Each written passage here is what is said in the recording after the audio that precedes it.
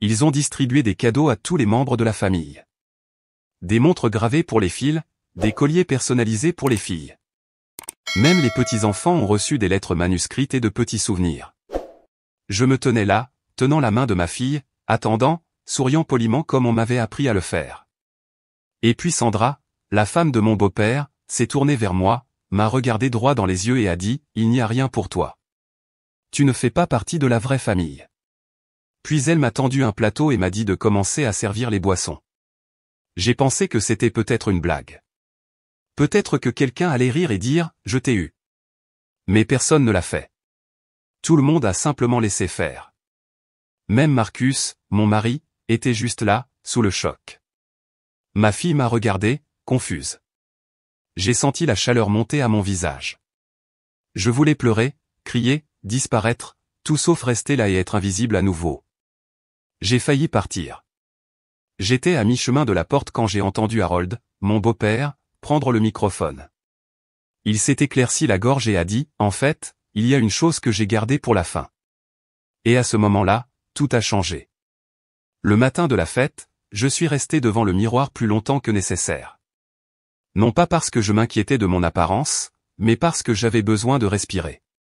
J'ai ajusté ma robe, vérifié mon maquillage et me suis rappelé une fois de plus que cette journée n'était pas pour moi. C'était le jour d'Harold. 40 ans comme pompier, il prenait sa retraite avec les honneurs. Il méritait chaque seconde de cette célébration. Pourtant, je sentais le poids qui pesait sur ma poitrine. Ce n'était pas de la nervosité. C'était l'histoire. Je n'avais jamais vraiment appartenu à la famille Green. Pas de la manière qui compte. Dès le début, Sandra s'est assurée que je comprenne ma place. Elle ne l'a jamais dit ouvertement, pas avant aujourd'hui, mais c'était toujours là. La façon dont elle me regardait par-dessus l'épaule pendant les fêtes. La façon dont elle donnait à Marcus les invitations aux événements familiaux et lui disait de me les transmettre. La façon dont elle me corrigeait quand j'appelais Harold papa, en disant « Il a ses propres enfants, ma chère. » Marcus m'a dit de ne pas le prendre personnellement. Il a dit qu'elle était froide avec tout le monde. Mais ce n'était pas vrai. J'ai vu comment elle souriait à ses frères et sœurs, comment elle serrait ses filles dans ses bras, comment elle s'extasiait sur le mari d'Ashley lorsqu'il a été promu. Ce n'était pas tout le monde. C'était juste moi. Le seul qui ne m'a jamais fait sentir comme une étrangère était Harold. Ce n'était pas un homme bruyant, mais il remarquait les choses. Il se souvenait de mon anniversaire. Il a aidé à réparer le robinet de notre premier appartement. Il a montré à Maya comment appâter un hameçon et l'appelait ma petite bougie d'allumage. C'était une gentillesse discrète, mais cela comptait plus qu'il ne le savait probablement. Ce matin-là, j'avais terminé un album de scrapbooking pour lui. J'y avais travaillé pendant des semaines. Je l'ai rempli de photos de Maya et Harold, au lac, dans le jardin, sur le canapé en train de regarder le football. J'ai ajouté des dessins que Maya avait faits pour lui et de petites notes qu'elle m'avait dictées pour que je les écrive. À la fin, j'ai écrit ma propre lettre. Je l'ai remercié de m'avoir traité comme si j'étais digne d'être connu, de m'avoir fait une place dans une famille qui ne m'avait jamais vraiment ouvert la porte. Je n'ai pas parlé de la lettre à Marcus. Je voulais que ce soit entre Harold et moi. Alors que nous nous préparions à partir, Maya sautait dans le salon avec ses chaussures scintillantes. « Penses-tu que grand-père va pleurer quand il verra le livre ?»« Peut-être, ai-je dit en souriant. Mais des larmes de joie. »« Puis-je le lui donner ?»« Toi et moi ensemble, ai-je dit. »« C'est de nous deux. » L'événement se tenait dans une grande salle de banquet que Sandra avait louée.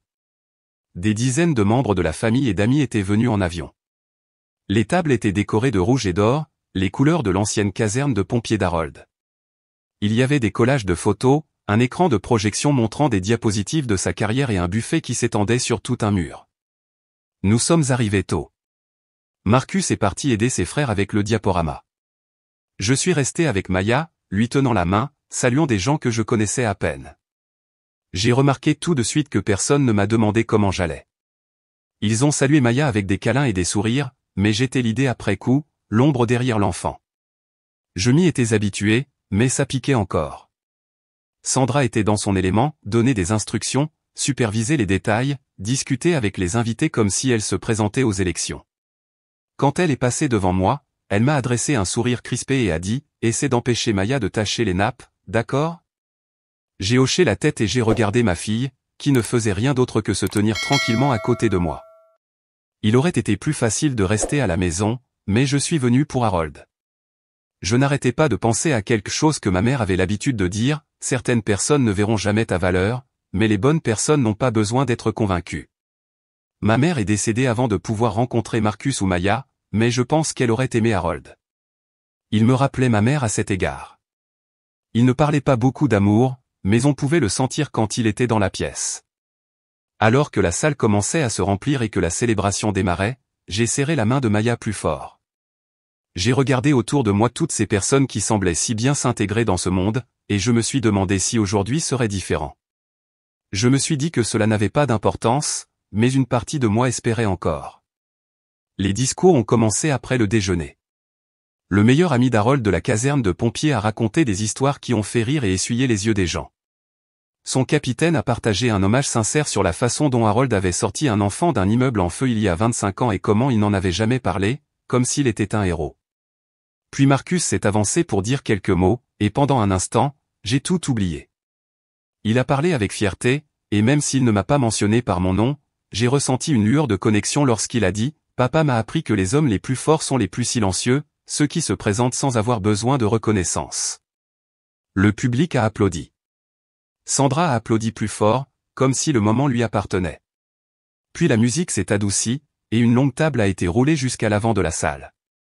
Dessus se trouvaient des dizaines de paquets soigneusement emballés étiquetés avec des noms écrits à l'encre dorée. Sandra s'est approchée du microphone, le sourire large, fier et impeccable. « Nous voulions faire quelque chose de spécial, a-t-elle dit. Pour honorer les personnes qui ont été aux côtés d'Harold pendant toutes ces années. Parce que derrière chaque homme fort se cache une famille forte, et aujourd'hui nous vous célébrons tous. » Quelques personnes dans le public se sont levées pour applaudir. Je suis restée assise, tenant Maya près de moi. J'ai regardé Sandra commencer à appeler les noms. Chacun des fils d'Harold s'est avancé pour recevoir un cadeau. Des montres gravées présentées dans des boîtes en chêne, chacune avec un mot à l'intérieur. Pour ton leadership, a lu Sandra à haute voix en remettant une montre à Marcus, pour porter le nom de Green avec fierté. Puis les filles. Chaque femme a reçu un collier en or avec un pendentif représentant l'emblème des pompiers. Sandra les a serrées dans ses bras, leur a chuchoté quelque chose à l'oreille, a posé pour des photos. Sa propre fille, Ashley, a reçu une ovation plus forte que les autres. Puis les petits-enfants. Un par un, ils ont reçu des lettres manuscrites d'Harold, imprimées et encadrées. Certains avaient de petits bibelots collés au dos, des pièces de monnaie, des insignes, des marque-pages de la vieille Bible d'Harold. Des touches personnelles, des attentions. Maya regardait avec excitation. Ses jambes se balançaient sous la chaise. « C'est tellement cool, a-t-elle dit. Je pense que j'en aurai un aussi. » J'ai serré sa main, ne voulant rien dire pour le moment. Je ne savais pas si Harold s'était souvenu de l'inclure, mais j'espérais. Il faisait toujours un effort. Sandra s'est redressée, a tapé dans ses mains une fois pour attirer l'attention et a dit « Et voilà qui conclut la distribution des cadeaux. Applaudissons encore une fois notre héros, Harold Green. » Les gens ont applaudi. La salle a explosé sous les applaudissements. Le visage de Maya s'est décomposé. Elle avait l'air confuse. Mon cœur s'est serré. J'ai attendu encore quelques secondes, pensant qu'il y avait peut-être eu une erreur. Peut-être qu'ils avaient oublié quelqu'un. Peut-être qu'ils allaient se rendre compte que Maya manquait à l'appel, que je manquais à l'appel. Puis Sandra s'est tournée vers moi. Son visage a changé. Le sourire chaleureux a disparu. Elle m'a regardé de la façon dont une hôtesse regarde une serveuse qui a oublié de remplir un verre. Elle a pris un plateau sur une table voisine, est descendue de l'estrade et s'est dirigée droit vers moi. « Tiens, a-t-elle dit en me fourrant le plateau dans les mains. Rends-toi utile. Commence à servir ça. » Je n'ai pas bougé. Le plateau était froid et métallique. Dessus se trouvaient 10 coupes de champagne, intactes. J'ai regardé autour de moi. Personne n'a rien dit. Certaines personnes ont détourné le regard. Quelques-unes se sont tortillées sur leurs chaises. La plupart évitaient le contact visuel. J'ai senti la chaleur monter à mon visage, se répandre sur mes joues comme une brûlure. J'ai jeté un coup d'œil à Marcus. Il avait l'air abasourdi, surpris en plein applaudissement. Sa bouche s'est légèrement ouverte, mais il n'a rien dit. Il n'a pas bougé. Maya m'a regardé et a demandé, « Maman, on n'a rien reçu ?» Je me suis accroupi à côté d'elle et j'ai chuchoté, « C'est bon, ma chérie. Ce n'est pas grave. » Mais c'était grave. Je suis resté immobile, tenant le plateau et le tendant à un serveur qui passait sans un mot. Puis je me suis retourné et j'ai commencé à marcher vers la sortie. 10 ans. Voilà depuis combien de temps j'étais marié à Marcus. J'avais assisté à chaque anniversaire, chaque remise de diplôme, chaque barbecue, apportant toujours un plat, aidant à mettre la table, nettoyant après le départ de tout le monde. Je pensais que si je continuais à me présenter, il finirait par me voir. Sauf moi. Et en un seul instant, Sandra l'a clairement fait savoir. Pour elle, j'étais toujours l'étrangère, la bonne, la femme qui avait épousé quelqu'un de la famille mais qui n'y appartenait pas. J'ai marché vers la porte avec la main de Maya dans la mienne, la poitrine serrée et les yeux brûlants. Je ne voulais pas pleurer devant elle. Je ne voulais pas qu'elle se souvienne de ce jour comme ça. Puis j'ai entendu le clic du microphone. Harold s'est éclairci la gorge et a dit, « En fait, il y a une chose que j'ai gardée pour la fin. » Lorsque la voix d'Harold a retenti dans les haut-parleurs, j'ai arrêté de marcher. J'étais dos à la scène. Maya s'est retournée pour regarder derrière nous, tirant sur ma main. Je pouvais sentir tous les regards de la salle se tourner vers lui, mais je n'ai pas bougé. Il a répété, plus fort cette fois, « Il y a une chose que j'ai gardée pour la fin. » Je me suis retourné lentement. Harold se tenait au centre de la scène, les épaules droites, une petite boîte en velours dans une main et quelque chose caché sous le bras. Son expression était calme, mais sa voix avait du poids. C'était la voix qu'il utilisait probablement pour donner des ordres dans les bâtiments en feu, une voix que les gens écoutaient. Il n'a pas regardé Sandra. Il n'a pas regardé la foule. Ses yeux étaient fixés sur les miens. « Léna, a-t-il dit, peux-tu venir ici ?» La salle est devenue silencieuse. J'ai hésité. Maya m'a serré la main à nouveau et a chuchoté, « C'est bon, maman. Je vais venir avec toi. » Nous avons marché ensemble jusqu'à l'avant. Chaque pas était comme marcher sur du verre mince. Je pouvais entendre le bruit des couverts s'arrêtant au milieu d'un mouvement, des talons se déplaçant sur le sol. J'ai évité le visage de Sandra, mais j'ai senti la chaleur de son regard me brûler. Lorsque nous avons atteint le bord de la scène, Harold s'est penché à la hauteur de Maya. Toute son expression s'est adoucie. « Salut, petite bougie d'allumage », a-t-il dit. « Veux-tu rester avec moi pendant que je parle aux adultes ?» Maya a souri timidement et a hoché la tête. Harold s'est levé et a fait face à la salle. « J'ai passé ma vie entouré de gens qui croient que la loyauté et l'amour se prouvent par des actes, et non par le sang, a-t-il commencé. Je voulais donc prendre un moment pour parler de quelqu'un qui m'a témoigné ce genre d'amour chaque jour depuis 10 ans. J'ai senti ma gorge se serrer. Mes paumes étaient humides. Je ne m'attendais pas à tout cela. Harold a poursuivi, quand Marcus a ramené Léna à la maison, je dois admettre que je ne savais pas trop quoi penser. Elle était silencieuse, un peu trop polie. Mais je l'ai observée. J'ai observé comment elle aimait mon fils, comment elle élevait leur fille, comment elle se présentait à tout sans avoir besoin d'être sous les feux de la rampe ou d'être remerciée. Il a passé la main sous son bras et a sorti l'album de scrapbooking. Mon album de scrapbooking. Celui que j'avais donné à Marcus pour qu'il le transmette plus tôt, juste avant que j'essaie de partir. Elle m'a donné ça aujourd'hui, a dit Harold. Il est rempli de moments que j'avais oubliés, de moments qui comptaient.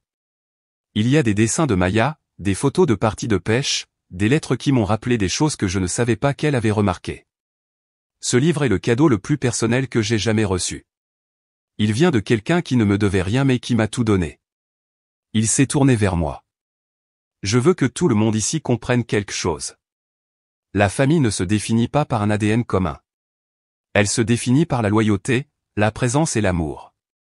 Et cette femme m'a montré les trois, plus que la plupart des gens dans cette salle. Il a ouvert la boîte en velours. À l'intérieur se trouvait une bague, une délicate alliance en or avec une petite émeraude au centre. Je ne la reconnaissais pas, mais elle avait l'air ancienne. Soigneusement conservée. Elle appartenait à ma mère, a dit Harold. Elle l'a portée jusqu'au jour de sa mort. Elle m'a demandé de la donner à la personne qui, selon moi, perpétuerait son esprit. Quelqu'un qui voit les gens, quelqu'un qui guérit au lieu de juger. Je l'ai gardée pendant des années, et aujourd'hui je sais exactement à qui elle appartient. Il me l'a tendue. Léna, tu fais partie de ma famille. Pas par mariage, pas par obligation. Par choix. Et personne dans cette salle n'a le droit de te dire le contraire. La salle était plongée dans un silence de mort. Mes mains tremblaient lorsque j'ai tendu la main pour prendre la bague. J'ai levé les yeux vers Harold, incapable de parler. La boule dans ma gorge était trop épaisse. J'ai hoché la tête. Maya s'est appuyée contre ma jambe, tenant l'album de scrapbooking comme s'il s'agissait d'un trophée. Derrière moi, je pouvais sentir l'atmosphère de la salle changer. Certaines personnes semblaient choquées. D'autres semblaient gênées. Quelques-unes ont souri et applaudi doucement. Je n'ai pas cherché Sandra du regard. Je ne me souciais plus de ce que son visage disait. À ce moment-là, le poids que j'avais porté pendant si longtemps s'est fissuré. Le sentiment de ne pas appartenir, de me rétrécir pour m'intégrer, a commencé à se dissiper. Il n'a pas disparu. Il n'a pas disparu. Mais il a commencé à se briser. Et Harold s'est assuré que tout le monde connaisse la vérité. Je ne faisais pas seulement partie de cette famille. J'en étais le cœur. Je me tenais aux côtés d'Harold sur cette scène, la petite bague en or au creux de ma main. Son poids semblait plus lourd qu'il ne l'était. Ce n'était pas seulement un bijou. C'était une déclaration, une correction de chaque instant où j'avais été traité comme si je n'avais pas d'importance. C'était la réponse à chaque prière silencieuse que j'avais murmurée en forçant un sourire à des tables où je n'avais pas ma place. Les applaudissements ont commencé lentement, quelques mains applaudissant timidement. Puis d'autres se sont joints à eux. Ce n'était pas tonitruant. Ce n'était pas une ovation debout. Mais c'était suffisant. Suffisamment pour que je ne me sente plus invisible. Suffisamment pour que ma fille rayonne en me regardant. Harold s'est penché et a dit doucement, « Cette bague est à toi maintenant. Ne laisse personne te faire croire que tu dois la mériter. » J'ai hoché la tête, encore trop bouleversé pour parler. Je l'ai glissée à mon doigt. Elle allait parfaitement, comme si elle m'avait attendu depuis toujours. Sandra s'est finalement levée de sa chaise. Son expression était indéchiffrable. En partie de l'incrédulité, en partie de l'offense, en partie quelque chose d'autre qu'elle ne pouvait pas tout à fait masquer. Elle a fait un pas en avant et a ouvert la bouche comme pour dire quelque chose. Mais Harold a levé la main avant qu'elle ne puisse parler. « Nous ne faisons pas ça aujourd'hui », a-t-il dit clairement, sa voix portant à travers la salle. « C'est une célébration, pas un concours. Si quelqu'un dans cette famille a un problème avec ce que je viens de dire, il est libre de partir. » Personne n'a bougé. Sandra a hésité un instant, puis s'est lentement rassis, la mâchoire serrée et les yeux fixés au sol. Pour la première fois en 10 ans, c'était elle qui se taisait. Marcus s'est levé à son tour. Il a traversé la salle et est monté sur scène. Ses yeux étaient rivés sur moi, emplis d'un mélange de culpabilité et de fierté. « J'aurais dû dire quelque chose plus tôt », a-t-il dit, d'une voix basse mais ferme. « Tu ne méritais pas ça. Tu ne l'as jamais mérité. Je suis désolé. » Je n'ai pas répondu tout de suite, non pas parce que j'étais en colère, mais parce que j'essayais de m'accrocher au moment qu'Harold m'avait offert. Je n'allais laisser rien obscurcir cela. « Tu n'as pas besoin de t'excuser », ai-je finalement dit. « Commence juste à remarquer quand c'est important. » Il a hoché la tête. Ce n'était pas parfait, mais c'était quelque chose. Maya a attrapé le microphone. Harold a souri et s'est agenouillé pour l'aider à le tenir.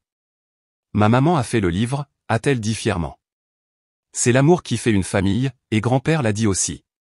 Alors maintenant, nous sommes pareils. » Des rires ont brisé la tension. Quelques personnes ont applaudi à nouveau, cette fois avec plus de chaleur.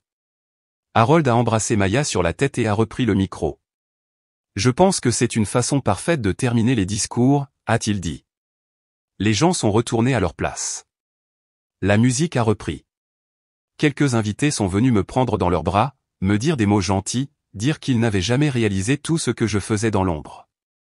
L'un des frères de Marcus s'est même excusé de ne jamais avoir pris la parole auparavant. Sandra s'est tenue à distance. Elle a parlé à quelques invités mais ne s'est plus approchée de moi. Je n'avais pas besoin qu'elle le fasse. Pour le reste de l'après-midi, je suis resté près de Maya et Harold. Nous avons pris des photos. Nous avons dansé. Nous avons ri. J'ai regardé Harold feuilleter l'album 3 fois de plus avant la fin de la soirée. Il passait ses doigts sur les dessins comme s'ils étaient en verre. Il maniait chaque page avec soin. Avant notre départ, il m'a pris à part. Tu fais partie de cette famille depuis des années, Léna, mais aujourd'hui, je me suis assuré que personne ne puisse plus le remettre en question. Merci, ai-je dit d'une voix douce. Il a souri. Tu n'avais pas besoin de mon approbation. Tu avais déjà gagné ta place. Je voulais juste que tout le monde le sache. En sortant de la salle et en entrant dans l'air chaud du soir, j'ai baissé les yeux sur la bague à mon doigt. Il ne s'agissait pas de richesse ou de statut. C'était un symbole que quelqu'un m'avait enfin vu pour ce que j'étais vraiment. Pas une invitée. Pas une étrangère. Mais quelqu'un pour qui il valait la peine de se battre. Et pour la première fois en 10 ans, je n'ai pas eu l'impression de devoir me rétrécir pour être accepté. Je me suis tenu droite. J'étais chez moi. Plus tard dans la nuit, après notre retour à la maison, j'ai bordé Maya dans son lit. Elle rayonnait encore de la fête, racontant tout à ses peluches comme si c'était le plus beau jour de sa vie. Pour elle, ça l'était. Elle ne portait pas le poids que je portais. Elle n'a pas ressenti le rejet. Elle a juste vu sa mère debout sur une scène avec son grand-père, aimer à haute voix. Une fois qu'elle a été endormie, je me suis assise au bord de mon lit et j'ai regardé la bague à mon doigt. Je l'ai tournée lentement entre mon pouce et mon index, me souvenant de la façon dont Harold me l'avait tendue, de la fermeté de sa voix, de la façon dont il m'avait regardé comme s'il attendait de prononcer ces mots depuis longtemps. Je n'ai pas pleuré. Je pensais que je pourrais, mais au lieu de cela, j'ai ressenti un calme, une sérénité dont je n'avais pas conscience d'avoir besoin. Pendant des années, j'avais essayé de gagner une place à une table qui n'était jamais dressée pour moi. J'avais souri à travers des silences froids, offert mon aide quand personne ne me le demandait, je me présentais même quand j'étais oublié sur la liste des invités. Je croyais que si je donnais suffisamment, quelqu'un finirait par me rendre l'appareil. Mais ce que j'ai appris ce jour-là était différent. J'ai appris qu'on ne peut pas forcer l'appartenance. On ne peut pas se contorsionner pour prendre une forme qui mette les autres à l'aise et s'attendre à se sentir chez soi. L'appartenance vient quand quelqu'un vous voit et vous accueille tel que vous êtes. Sans condition. Sans épreuve. Sans excuse. Harold m'a vu. Non pas comme la femme de Marcus. Non pas comme la mère de sa petite fille. Mais comme une personne. Une femme qui avait donné son cœur à une famille qui ne l'avait pas toujours mérité. Une femme qui continuait à se présenter, non pas pour obtenir l'approbation, mais parce que c'était la bonne chose à faire. Il ne m'a pas seulement donné une bague. Il m'a rendu ma place. Il m'a rendu mon nom dans une pièce où j'avais toujours été désigné comme elle ou la femme de Marcus. Il m'a appelé Léna, devant tout le monde. Et il s'est assuré qu'ils écoutent. Dans les jours qui ont suivi la fête, les choses ont changé. Marcus a commencé à s'exprimer davantage.